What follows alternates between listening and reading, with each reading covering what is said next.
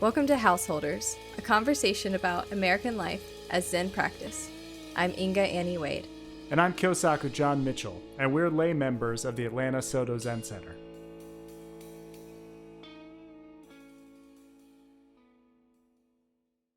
So one of the first things I ever learned about you was that you were an artist. And I don't even remember, I think somebody else told me that. I think that maybe Sensei or maybe April, somebody. It was probably April. One of the first people that I was talking. Yeah, it probably was April because she's very supportive of my art. Yeah, well, she's very supportive of everyone. Yeah. And this was way back. It was pretty early on in my arrival at the Sangha. And I think the reason that I was being introduced to you was the card sort for the website design that you were working on. But I remember being told that you were an artist and being like, there are so many artists here. There are. Like that was the first thing I learned about Sensei too. And then, talked to him and, he's a musician too. And, then I met Andrew and Andrew's a musician and, I'm a musician. And that was really encouraging to me. And then there's and Shinjin Sensei is a musician. Like there's art and music all the way to the proverbial top around here. And then, I met you and we worked on a thing together and then we made this show. We've done all this very kind of technical nuts and bolts stuff. And then time came to make the cover for the show. And you were like, how about this? And showed me this thing and this beautiful drawing that was exactly what we discussed. And I was like, man, I mean, I'd seen your drawing before, but the fact that you could translate and not just render the thing so beautifully, but like so exactly render the top, like the description of the cover that we discussed was amazing to me. And the fact that the subject of that image is like a Zen household with the chaos of everyday life and the Zen in the midst of it, that's something that you have to be way deep inside of in order to know how to depict. You know what I mean? Like there are so many bad depictions of meditation out there or Zen. There's such stupid aesthetics developed around the word Zen, and only someone who really knows Zen from, the bottom of their heart can do the kind of work that you did to make that image convey all the stuff that we talk about on this show. And I know that that's a thing that's interesting to you, this connection between Zen and art or Zen and creativity. And I wonder if you could tell me about your process of drawing that image maybe as a way into sort of how those two things are connected. Okay, yeah. So that was the first maybe religious artwork I've made since I was a kid. Oh, wow. Interesting start. So first of all, this cover is religious artwork. I think it can fall into that category. I've thought about making religious artwork before. I guess, I've seen Sensei's artwork and it's very Zen. Mm-hmm. He's got these like very fluid watercolor brushstrokes that you wonder how much control he actually has over, but that's sort of the beauty of it. Mm-hmm. Is, in Zen we kind of let things be as they are in a lot of ways. Yeah. And I never really feel like my artwork is like that. It takes a lot of planning and preparation ahead of time, and I feel like I have to like try to take control of everything like that. So I've been intimidated by wanting to express how I feel about Zen in an artwork, because I'm like, my artwork is not very Zen.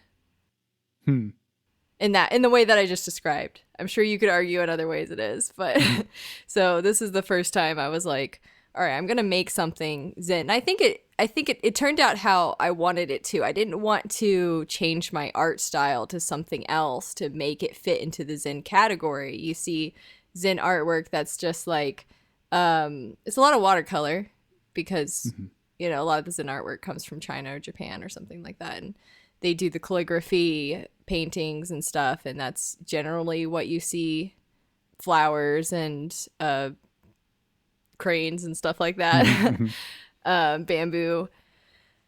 So I don't know. For some reason, at first I was like, you can't make Zen artwork unless it's like that, which is totally untrue because anything that's artwork, if you do with the mindset of Zen in mind, is Zen artwork, Mm-hmm. and it doesn't. The subject matter shouldn't really make a difference. It should be kind of how it makes you feel while you're making it, and how maybe even how others feel while they view it to Mm-hmm. a certain degree. So yeah, that cover was definitely how I feel about Zen a lot of Mm-hmm. times, because it does kind of combine this like sort of struggle with like I have so many things that it's hard to do it at the moment, and then combined with sort of like but when you get to do it, you do feel like it does help in a lot of ways. It does kind of put you at peace. Mm-hmm. One thing, I mean, I don't know. Do you feel like you've ever made any Zen artwork? I guess like in quotation marks, the Zen artwork. Yeah, I think so. I think that I've made a lot of Zen music and done a lot of Zen writing. A lot of Zen writing. I Yeah. actually have. I set out this year to write 1,000 haiku poems. Well, there you go. That's a very like structural like piece of Zen artwork. Why Yeah. why the haiku? Well, I'm a writer by nature. Like almost, I don't want to say compulsive because that kind of gives it baggage, but it's like something that I've always done to process reality. Mm-hmm. And while it has this conflicting value in my life because it does help me process things and get them out of my head and away so that I can return to, non-thinking as a way of being. But it also caught the impulse to write specifically as a creative process where I'm seeking to have the written object done, like there as a thing in the world. That desire compels more thinking. So like wanting to write makes me think, and that sort of works against the Right. practice in certain ways. So there's always been these conflicting impulses and these and my whole life, my whole career too. But even outside of working, the the struggle has always been to find a format or like a kind of writing that serves the Zen process, at least as an outlet if I have to do non-Zen writing all day, and ideally as the only kind of writing that I have to do, so that I can just be in practice mode all the time. And so the haiku thing came up because I was in a period of time where I was trying to. Oh, it had been a while since I left social media. I'm not sure if that's something we've talked about. I deleted my accounts and like stopped using social media for a couple of years, and this was, only a year. The pandemic was going on, and I was lonely and isolated, and I started to feel the craving coming back Mm-hmm. in a way that didn't feel good at the time. I didn't know that I would later be able to figure out a way to go back into social media in a way that felt good, but it was staring me in the face. Like if I wrote a haiku every time I was thinking about going on the internet, it would sort of sublimate the urge to post something for feedback, and I would just have a private Zen moment of incalculable value that I wrote. And I could create a sort of similar goal to the kinds of goals that people have on social media of like attention and validation and whatever by saying I could write 1,000 of those. Like making the number go up would be the idea, and the more and by the time you write 1,000 of anything, you're good at it. So I started that, and for a while I was really clipping along. I was really going fast. It tailed off. I mean, it's probably no surprise given the way that I was thinking about it. Once I started participating on Twitter and being more of like having more conversation as Zen practice, short form written conversation, the all that urge to write short little pithy Zen things went into that, or not all, but a lot. And so it slowed down. My last one was written on March 26th. So it was, a few weeks ago. It's not like I stopped at some point. It's just that they're way fewer. I was writing like 10 a day at one point, and now I'm Yeah. writing a couple a month, or 3 or 4 or 5 a month. But I'm at 387, and I still plan to write 1,000 of them. And some of them are really wonderful. I have ways of randomly surfacing them. So like I can just push a button and it'll pull up a random one, or I Oh, can nice. enter the number and see which one has that number. And, it's really cool to rediscover these. Well, what about that format? I mean, obviously it's something that has been used in Zen Mm-hmm. before, and there are like I was talking about earlier, there are specific art forms that have been used in Zen. Yeah. And what makes you feel like what do you think about the haiku is conducive to Zen thought? I I don't think know.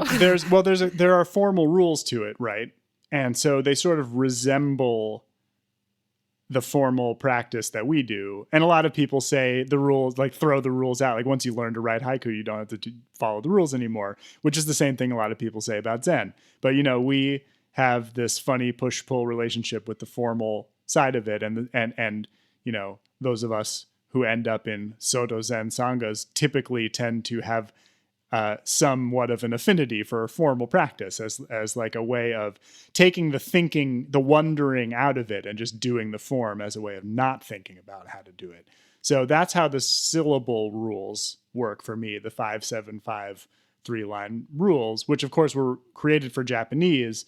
And so people tend to take liberties in English when they're translating Japanese. Like they don't want to rigidly translate a Japanese haiku into 5-7-5 syllables in English if that's not the best way to translate the Japanese, even if the Japanese has the right number of syllables, right? So a lot of the reading of classic haiku, like that doesn't always fall into that perfect 5-7-5 rhythm. But I'm a musician and I speak English, and I think English is a poetic, beautiful language. And so I decided to impose that constraint, the 5-7-5. Like this will be the form. Like if I'm writing one of these, it has to be in that form. But then the other thing about haiku is that they have to have a seasonal reference in them, some sort of They have to? natural observation. I mean, obviously these rules are not like set in stone. There's no haiku police, but like the classic haiku collections are like seasonally organized. Like the idea is for there to be one image or one central image, and for it to have to sort of connote the season in which you're writing. So there's this, I don't want to abuse the term present moment, which which Zen is actually somewhat more complicated in terms of what the present moment means than I think like sort of secular mindfulness people tend to be. Yeah, yeah. But there should be haiku should generally be like this natural observation of the way things are right now, using the seasonal image, typically a nature image, but like nature means a lot of things. But like that image can sort of represent a slice of time that has a change process happening in it. Right. Okay. I see what you're saying. If you mention a sunrise and it's like there's a frozen image of a sunrise in your mind, but also like sunrise is this obviously this part of this continuum, and so of night to day. And the same way it works with the seasons, like you're writing about flowers blooming, like of course the implication of observing a flower blooming in this very stark few words that a haiku represents, the implication is like that flower is blooming now and it was a bud yesterday and it's going to be withered and dead. Like there's impermanence built into this way of observing. So there's nothing could be more Zen as far as I'm concerned as a writer. And the thing that's been really interesting about the process of writing them that I wasn't aware of until I just started this project of writing so many of them is that the kinds of moments where they would come to me it wasn't like, I mean, I knew it wasn't going to be sitting down like, I'm going to write a poem now. What's it going to be about? Look around the room like, oh, there's a lamp. Let's write a poem about a lamp. Like I knew it wasn't going to be like that. But the moments where they would come over me would be those kinds of, it's funny, I'm reaching for like a Zen traditional image for what it is, but you know what I mean? These moments of absolute clarity and non-conceptual like relation to the world. I would have a, you know, a moment of Zen, if you will. The first thoughts that would come back after a moment of non-thinking would start to crystallize in this 575 form. Instead of just coming right back in with the train of thought that you know ordinary mind tends to use, the form and the shortness of the form, these short few syllables, would enable me to just think it through on purpose. You know, it wasn't this chaotic like onrush of thought. It was like I was in charge of thinking, and I was thinking on purpose, and you know. Talk about writing and making art as a Zen practice. That's one thing. Thinking as a Zen practice is quite a subtle art, and that's why I love these short form haiku poems. Is that it enables you to think in a Zen way. Yeah. My practice with Zen as an art form has been mainly something that I did as a kid that I find more difficult to do now. And it is to make art for the sake of art, because I want to, or because I have the drive to do that, and not for any other reason. And I think this became a problem when I started to sell my artwork. And then every piece of art wasn't done. Well, eventually, I mean, it wasn't always like that, but eventually it became that the artwork was for a purpose, was to get better at the artwork, was to kind of progress and get to a point where, you know, I made more money with it or whatever. And I drew comic books too. And it became like sort of a struggle where I didn't feel the same thing I had felt when I was like a child, and how I just liked doing it, and it brought me like a lot of joy. And I actually did more artwork then than I do now, because it was just so like, I feel like doing it, so I'm gonna do it. And so that's been my practice. Just like now that like I sort of have a different career, and it's not like it's very creative, but it's not like I'm drawing and making pictures for people. That way my goal is to sort of return to artwork whenever I want to, and whenever I feel like it, and do it just for the sake of doing it and no other reason. There's something I wanted to talk about in this episode that I thought a little bit about, was that like when you're doing artwork, a lot of times you get into a flow state. And I mean, I think that can be like sort of a meditative practice in itself, but it doesn't feel like Zen to me. And I am curious what your opinion on that is. But when I do it, I definitely have a very clear mind. Like, I don't think about the choices I'm making. I'm an oil painter, by the way. I do digital and oil paint. But cool. when I'm, in this flow state and I'm mixing colors, and I don't think about what the actual combinations of the colors will happen. I just do it intuitively and create the strokes and everything intuitively without thinking about anything. But the reason I don't feel like it feels like Zen to me, and I'm not saying it's not a good thing, I'm not making a judgment on it at all, but I'm not really here anymore when that happens. I'm not aware of anything that's going on besides me and the artwork, or the artwork, not me. Because I'll get hungry. I'll just not eat lunch or something like that, because I will not be in the awareness of the now, the the place that you're trying to become more aware of what's going on right now when you're meditating. And when I'm in the flow, I'm the exact opposite of that. Like I'm always know when I'm hungry, except for when I'm in the flow. And I always know if I've got paint all over everything, except for when I'm in the flow. That you're making a very subtle distinction that I think would confuse most people, most artists, certainly, like, and maybe a lot of Zen practitioners too, which is that I feel like, I mean, when you first started talking about how you aren't there anymore, and it's just the art is just happening, I was very much at that point, like, what could be more Zen than that?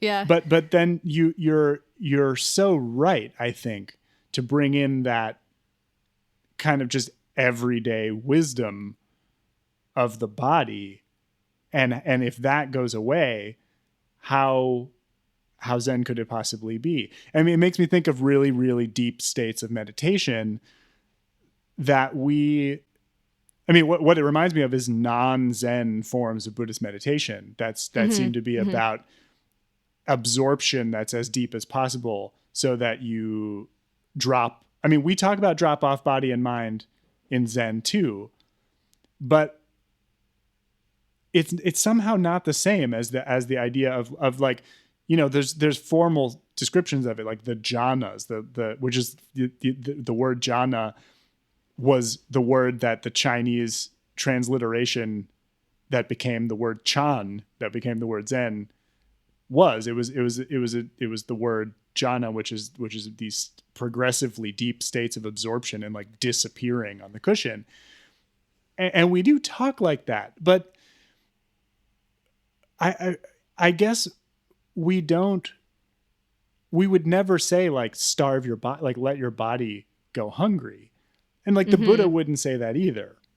But the it's hard to figure out where that line is, because there is so much art in Zen that seems to be all about that kind of total dissolution of the subject, and like just the body making the art is just all that's there. So what do you think the difference is? Like, I see why you're saying that it isn't Zen to like forget to eat, but like, what would the Zen kind of absorption in art be like then? I think the thinking part, the lack of thinking is probably right there. But I also I think that you would still need to be aware of the other things that are going on somehow. I don't know how you do that without thinking. Yeah. But if you're not aware of what's happening in the present moment, it's not really like Soto Zen meditation. Like, I do think it's a type of meditation you could do.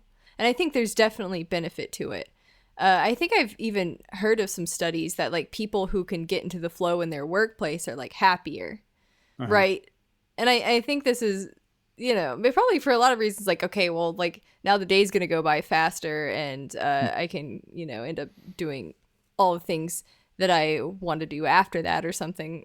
Maybe you just enjoy doing that more. But I don't always enjoy that.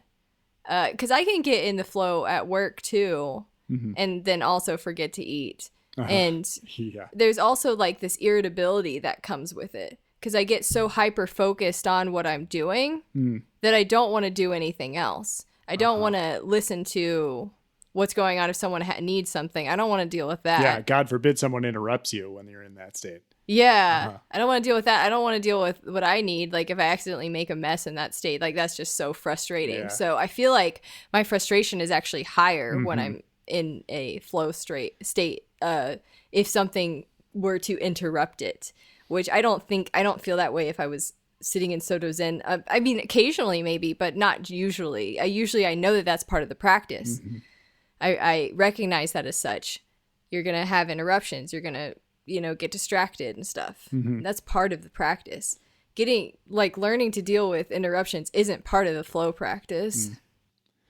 I think you're really getting to it. And I wonder whether a person, I mean, I don't want to use the word master. I'm trying to avoid the use of the word avoiding use of the word master. But the idea of a very highly realized Zen practitioner, say someone who's been doing it their whole life and who has been also practicing some art just as long, whether it's painting or whatever. I can imagine coming in and out of that flow state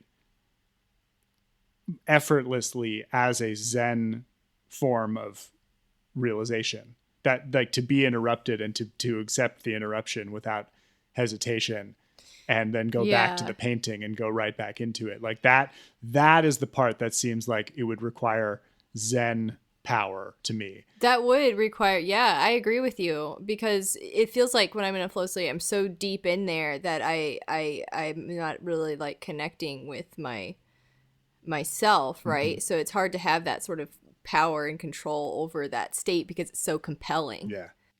Yeah, well, and that you just used a word that made it really sound like Buddhism, like nuts and bolts Buddhism, like something compelling, a compelling sense experience, like something so compelling that you're drawn all the way into it and forget to eat. Like that's samsara right there. Like it's powerful samsara, it's productive, creative samsara, but to be compelled onward by just like the object itself definitely doesn't sound like sort of effortless going with what happens. It sounds like drive. It sounds like something that driven by desire.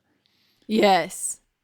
That's exactly what it feels like. So and that's so much a part of making art, desire. And like that's Yes. it's not, but this is not like, it would not be Zen to deny desire and refuse it either. It's Mhm. it's it's all about just being able to handle what arises. And so if your desire is frustrated by some interruption, like that has to be the practice too, and that's got to be the goal. The something came to mind to describe this difference when I was thinking about longtime practitioners and how they might handle it. From college, I read a lot of the sort of the science on meditation as part of my college studies in interdisciplinary like benefits of meditation. And one particular case stuck with me. I don't remember the details, just sort of the result that they found. They studied new meditators and like monks, like monastics, longtime monastics, in a study where they made noise in the meditation hall, like some sort of annoying noise, on a regular basis. And it wasn't. The key about the noise was that it was happening over and over again, but it wasn't happening at like a predictable rhythm, at like something that Yeah, you can yeah, that's zone even out more into.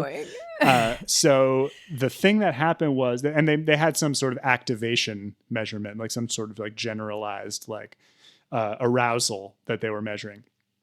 And the novice meditators had a huge spike the first time the noise happened, like 100% aroused. And then the next spike was like half as big, and then the next one was half as big as that. And by the end, they weren't spiking at all. Like the noise was, they had just sort of accepted the noise as like this is, or tuned it out or whatever. And you read that one first and you're like, oh, that must be what meditation does. Like it makes you not get freaked out by the noise anymore. But then they showed the longtime monastics, and it was a medium-sized spike the first time, and it was exactly the same every time. They had the exact same noticing of Hmm. what happened every time it happened, and they weren't more freaked out by it at the beginning, nor were they no longer freaked out by it at the end. They noticed it every time it happened. And I That's remember finding interesting. that result really counterintuitive to sort of my very super beginner level understanding of meditation. I thought that the Yeah. idea was, if I get really good at meditation, nothing will bother me anymore. Yeah, But I like, wish but that that were the that case. that wasn't the finding. The finding was everything that happened. You'll notice everything that happens, and if it's something annoying happening, the normal amount of annoyance may take place, but it will then go away and you won't dissociate from it. And I think you can't tell a whole lot about somebody's subjective experience from a just sort of arousal chart of spiking lines like that. But it really does say a lot, I think, about the difference. And it sounds like what we're describing here. It's like if somebody interrupted you while you were painting, no matter who you were, that would be a bummer for a second. But like if you could be interrupted and then turn to that person and be present with that person and handle whatever it is and then go right back to painting, that would be the Zen way to be a master painter. I mean, I could do that, except for here's the thing. There's a little bit more to that from my experience. Okay. Because I can, like, a lot of times, especially if I'm so excited that I just want to, like, show people, and then I'll just be like, how do you think this looks? What do you think of this? And I'll just be like in such an excited, agitated state, and like, and I am looking for like feedback and stuff. So honestly, but I probably at that moment will be more like sensitive to feedback than I would be if like later on I step back and someone says something about it or whatever. So it's almost like being able to control that excitement. And it seems weird that you would want to be able to control excitement because it's like, it seems like people want to be excited about things. They want to, that's what drives them to complete to complete things. But like being excited, but not letting it take over. Mm-hmm. Yeah. I mean, I think that's the idea. It's like the excitement arises, right? It's the natural response of the body to seeing something beautiful happen, right? And that is what making art should be like. And the key is to ride it without letting it ride you. Like the example, I haven't talked about music at all, but the only thing that feels really Zen about music is playing with other people to me. Playing in real time. Not as opposed to writing. Playing by myself definitely can feel that way. But in my experience, the more people I'm playing with, the more absorption into what's happening there is. But there is such a fine line or like a wave to ride of hearing it and feeling it and loving it and then going, is this it? Like, am I doing is this good? Is this cool? Am I playing? Should I do something else here? Like that. It's exactly like Zazen, I guess. But the excitement that can arise when a bunch of people are just jamming out together can so quickly turn into like, I got to do something so cool right now so that everybody loves it. And that, that ruins everything. Householders is a production of the Atlanta Soto Zen Center in Atlanta, Georgia, and the Silent Thunder Order. Find us on the web at ASZC.org. Our Sangha depends on your support. You can donate by PayPal to donate at storder.org. Gasho.